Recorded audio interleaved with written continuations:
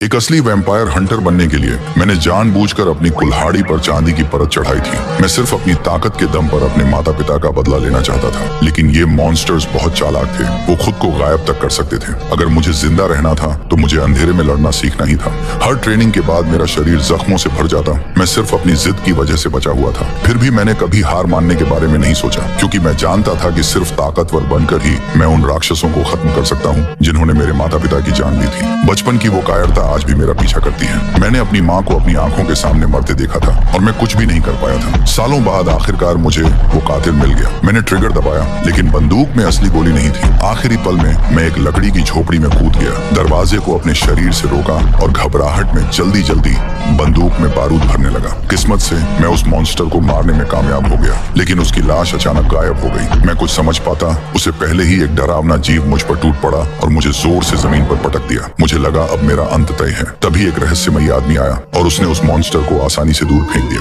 उसके बाद मैं बेहोश हो गया। जब मेरी आंख खुली, मैं एक टूटे फूटे महल में था। उस आदमी का नाम हेनरी था। वो एक वैम्पायर हंटर था। उसी ने मुझे सच्चाई बताई। मेरी माँ का कातिल एक वैम्पायर था। ये सुनते ही मेरे अंदर गुस्सा फूट पड़ा। मैंने उससे विनती की कि वो मुझे अपना शिष्य बना ले। जब हथियार चुनने का वक्त आया तो मैंने बंदूक छोड़कर कुल्हाड़ी चुनी। हेनरी की ट्रेनिंग में मेरी ताकत और लड़ाई की कला तेजी से बढ़ने लगी। मेरी चांदी वाली कुल्हाड़ी मॉन्स्टर्स को मार सकती थी और शीशे में परछाई न दिखना दुश्मनों को पहचानने का सबसे बड़ा तरीका था। धीरे धीरे मुझे समझ आया, जिस वैम्पायर ने मेरे माता पिता को मारा था वो तो कोई छोटा लीडर था। असली दुश्मन था पहला वैम्पायर, एडम। ये फिल्म दिमाग हिला देने वाली है। एक बार देखोगे तो आखिर तक नजर नहीं हटेगी। और शेरों, अगर ऐसी ही तगड़ी मूवी क्लिप्स रोज देखनी है तो अभी चैनल को सब्सक्राइब करके गैंग का हिस्सा बन जाओ।